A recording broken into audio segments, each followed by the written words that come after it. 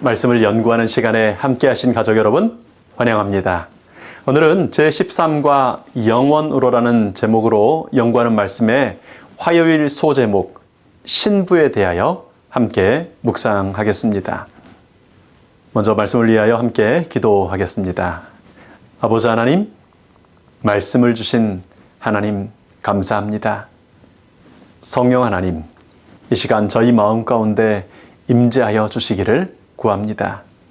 저희에게 말씀하여 주시고 저희를 이끌어 주셔서 우리 주님의 음성을 들을 수 있게 하시고 순종할 수 있도록 인도하여 주시옵소서.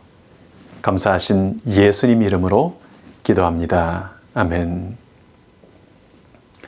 하나님께서 우리들을 위해 준비하신 하늘 본향이 묘사된 말씀들이 많이 있는데요. 그 중에 한 말씀이 요한계시록 21장에 기록되어 있습니다. 7 대접을 가지고 마지막 7 재앙을 담은 7 천사 중 하나가 나와서 내게 말하여 이르되 이리 오라, 내가 신부 곧 어린 양의 아내를 내게 보이리라 하고, 성령으로 나를 데리고 크고 높은 산으로 올라가 하나님께로부터 하늘에서 내려오는 거룩한 성 예루살렘을 보이니 하나님의 영광이 있어 그 성의 빛이 지극히 귀한 보석 같고 벽옥과 수정같이 맑더라. 예수님께서는 마음에 근심하지 말고 또 하나님을 믿고 또한 나를 믿으라고 초청하셨습니다. 왜냐하면 하늘 아버지의 집에는 거할 것이 많고 예수님께서 우리를 위하여 초소를 예비하러 하늘로 가시기 때문입니다. 물론 예수님께서 지난 2000년간 해오신 일은 물리적인 진짜로 집을 짓는 일이 아니었겠죠. 그러나 하늘집은 오래전부터 구원받을 무리들이 충분히 거할 만한 아주 넉넉한 공간이 준비되어 있습니다. 2000년 전 요한사도는 벌써 준비된 그 하늘집을 계시 가운데 보고 있는 것입니다. 7 재앙을 죄의 땅에 쏟아붓던 천사들의 사역이 마쳐지면 이제 우리 구원받은 사람들은 하나님께서 준비하신 그 하늘 도성에 들어가게 됩니다. 여러분 얼마나 좋을까요? 얼마나 멋지고 얼마나 신이 날까요? 이제 천사는 그 아름다운 그 도성을, 우리가 살게 될 그 도성을 신부 곧 어린 양의 아내라고 소개합니다.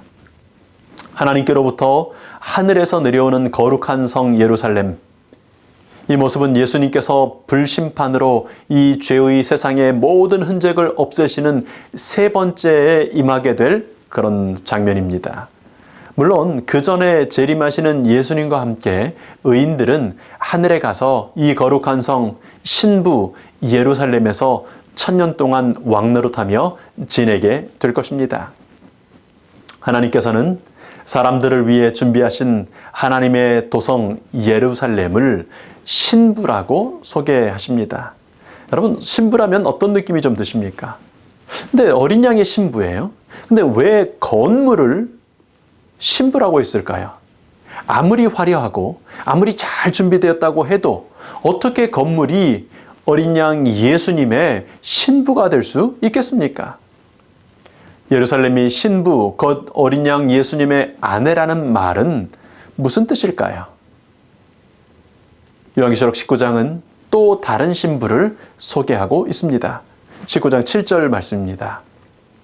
우리가 즐거워하고 크게 기뻐하며 그에게 영광을 돌리세. 어린 양의 혼인 기약이 이르렀고 그의 아내가 자신을 준비하였으므로 그에게 빛나고 깨끗한 세마포 옷을 입도록 허락하셨으니 이 세마포 옷은 성도들의 옳은 행실이로다 하더라. 이제 혼인 계약이 이르렀습니다. 자신을 준비한 어린 양의 아내는 빛나고 깨끗한 세마포 옷을 입도록, 정말 영광의 옷을 입도록, 빛의 옷을 입도록 허락받습니다.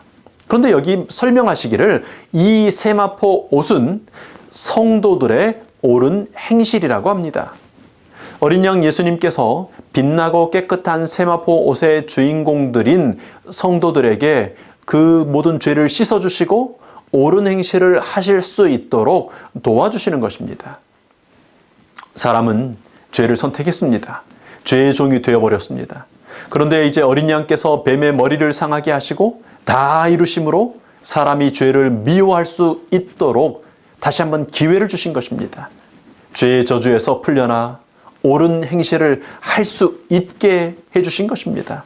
정말 우리가 죄인이 옳은 행실을 할 수 있는 유일한 힘과 그 방법은 어린 양 예수님께서 그렇게 하게 해주시는 그런 능력 때문입니다.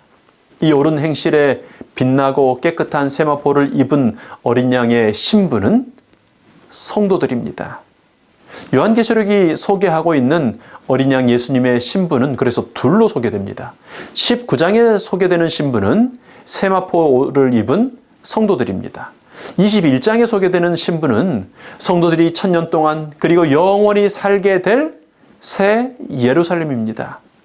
도성 새 예루살렘은 그곳에 살 성도들을 대표하며 새 예루살렘의 주민들은 그 도성을 대표하고 있는 것입니다.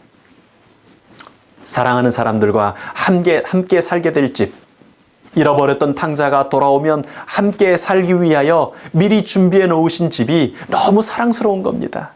그 집만 보면 잃어버린 내 자녀들을 생각하게 되는 것입니다. 그래서 그 집을 신부라고 부릅니다. 왜 그렇다고요? 내가 사랑하는 내 자녀들이 살 곳이니까요. 저 방에, 저 집에 내 사랑하는 그 아이가 살게 될 거라고 보시는 것입니다. 하나님께서 심혈을 기울여 준비하신 새 예루살렘은 얼마나 아름다울까요? 상상이 되겠습니까? 예수님은 우리를 위해 처소를 예비하고 계신다.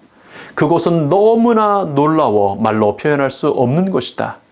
사실 사람의 언어는 의인들이 받을 상급을 묘사하기에 적합하지 않다. 그것은 오직 바라보는 사람들만이 깨닫게 될 것이다. 유한한 사람으로서는 아무도 하나님의 낙원의 영광을 깨달을 수 없다. 각시대 대장 뒤에 있는 말씀입니다. 여러분, 어제 우리 나눈 말씀처럼요. 사람은 상상에 의해 살아갑니다. 우리 매일 이제 곧 진짜 가게 될 그곳, 하나님께서 어린 양의 신부로 준비하시면서 우리에게 주실 그 하늘집을 생각하고 상상하면서 살아가면 좋겠습니다. 보지 않아서 그런 종류를 본 적이 없어서 상상하기가 쉽지 않을 수 있겠습니다만은, 그래도 성경의 말씀들을 통해 주신 그 몇몇 정보들을 읽어보면서 자주 좀 상상해 보면 좋겠습니다. 비록 새 하늘과 새 땅이 어떤 모습일지 온전히 이해할 수는 없지만 하나님은 요한에게 그곳의 환상을 보여주심으로 곧 있을 혼인잔치를 기대하게 하신다. 실제로 우리에게는 위의 것을 생각하고 땅의 것을 생각하지 말라는 권면이 주어졌다. 위의 것을 자꾸 생각해 보라는 것입니다. 본 적은 없지만 자꾸 생각해 보라는 것입니다. 땅의 것들을 생각하느라 걱정하고 실망하고 분노하고 헛된 욕망에 사로잡혀 있지 말고, 좀 그렇게 이 땅에 끌려 살지 말고 하나님 준비하신 것을 생각해 보라는 것입니다. 영원히 뺏기지 않을 그 나라를 생각해 보라는 것입니다. 여러분, 우리는 이 혼인잔치의 주인공으로 참석할 존재들입니다. 온 우주의 거민들, 천사들은요, 이 혼인잔치를 경의와 감격으로 바라볼 겁니다. 그런데 우리는 이 혼인잔치에 직접 잔치의 주인공으로서 참석할 신부들인 것입니다. 그러니 남의 얘기하듯이, 마치 나랑 상관없는 무슨 얘기하듯이 우리 그렇게 하지 않으면 좋겠습니다. 마치 그런 소망은 없는 듯이 하루하루를 이 세상에 그냥 끌려다니면서 넋놓고 살 필요가 없는 것입니다. 교회가 거령화되어 갑니다. 세상은 각박해져 갑니다. 도대체 어디를 봐도 희망보다는 옛날이 좋았다라는 말이 나오는 것처럼 보입니다. 여러분, 앞으로 더 나빠질 겁니다. 사단은 온 세상을 두려움과 공포로 몰아넣어 혼란 속에서 사단 자신을 따를 수밖에 없도록 이끌기 위하여 애를 쓸 것입니다. 그러니 난리와 난리가, 아주 혼란이, 어려움이, 빈곤이 찾아올 것입니다. 하나님께서 허락하시는 범위 안에서 모든 혼돈, 투쟁, 전쟁, 기근, 위험이 날마다 우리 곁에 있을 것입니다. 사실 이미 그렇게 있지 않습니까? 그러니 하나님을 바라보지 않은 모든 사람들은 두려움과 공포 속에서 짐승의 표를 받게 될 것입니다. 그러나 우리는 땅의 것을 생각하지 말고 위의 것을 생각하라고 하신 부르심, 그 특권을 가진 사람들입니다. 곧 있게 될 어린 양의 혼인잔치, 우리가 주인공으로 참석할 그날을 생각하고 상상하며 살 특권을 가진 재림 성도들인 것입니다. 하나님께서 직접 이 예식을 준비하고 계십니다. 하나님은 이 예식을 위해 정성을 다해 준비하시며 이 혼인잔치가 우리에게 갑작스러운 일이 되지 않기를 바라신다.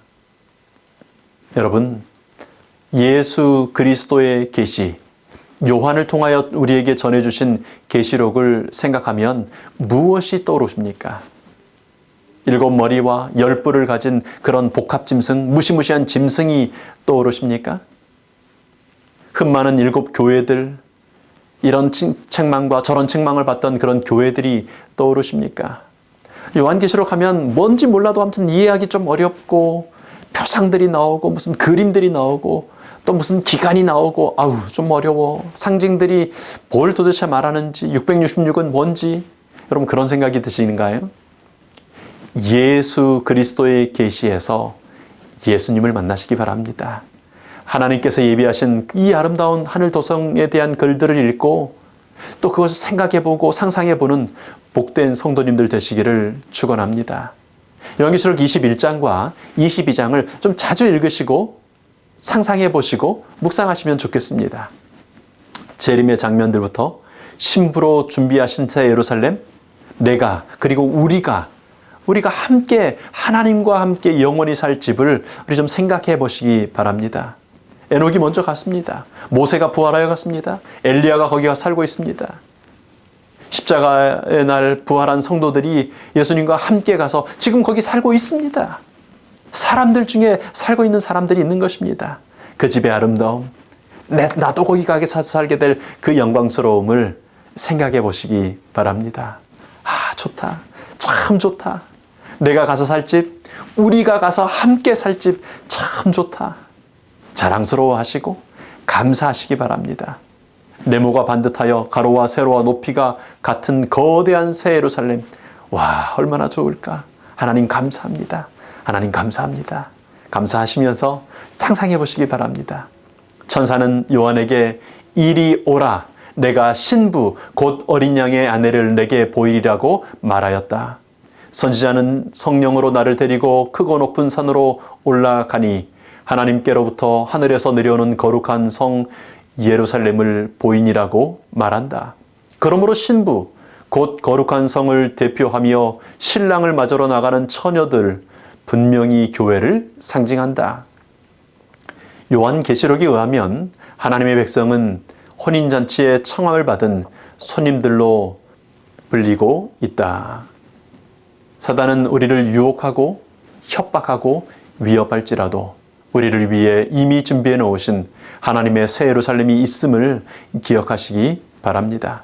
그럼 바라보시고 자주 상상해 보시기 바랍니다. 이번 주 교과 공부 시간에는요, 다른 어떤 내용들, 다른 말씀들을 나누시는 것보다 나를 위해서 그리고 우리를 위해서 준비하시 놓으신 새 예루살렘, 우리 모두가 영원히 함께 살게 될 그 나라의 삶을 좀 서로 많이 나눠보시고 좀 생각해보시고 또 그것들 한번 또 상상하는 얘기들을 나눠보시는 시간을 가지시면 좋겠습니다. 여러분, 그 도성이요, 아무리 아름답게 준비되었다 할지라도 하나님께서는 우리가 없는 그곳을 빈 건물로 보십니다. 그래서 우리를 데리러 곧 다시 오신다고 약속하시는 것입니다. 우리가 그 성문으로 들어갈 때 하나님께서는 잃어버린 양을 찾은 기쁨의 잔치를 여시게 될 것입니다. 우리가 신부, 새 예루살렘의 한 집을 차지할 때 하나님께서는 잃어버린 은전을 찾은 기쁨의 잔치를 온 천사들과 함께 온 우주의 거민들과 함께 여실 것입니다. 성도 여러분, 우리는 그렇게 대단한 존재들입니다. 우리는 그렇게 갈 집이 있는 사람들, 재림 성도들입니다. 이 소망을 누리고 또 전하며 사시는 재림 성도들 되시기를 축원합니다. 아버지 하나님, 감사합니다. 감사합니다. 주님, 저희에게 무슨 매력이 있다고 저희를 사랑하십니까? 저희가 무엇 한 일이 있다고 그 영광스러운 도성에 저희의 집을 준비해 주셨습니까? 감사합니다. 이제 저희도 주님을 위하여 신부, 새 예루살렘을 준비하신 하나님을 기억하고 이제 이 죄의 세상에서라도 하나님의 자녀로서 당당하게 기쁘게 살기를 원합니다. 성령 하나님, 날마다 우리 하나님과 연결되어 사는 저희 되도록 이끌어 주시옵소서. 이 복된 소망을 전하고 선포하는 저희 되도록 성령 하나님 충만히 임하여 주시옵소서. 고마우신 예수님 이름으로 기도합니다. 아멘.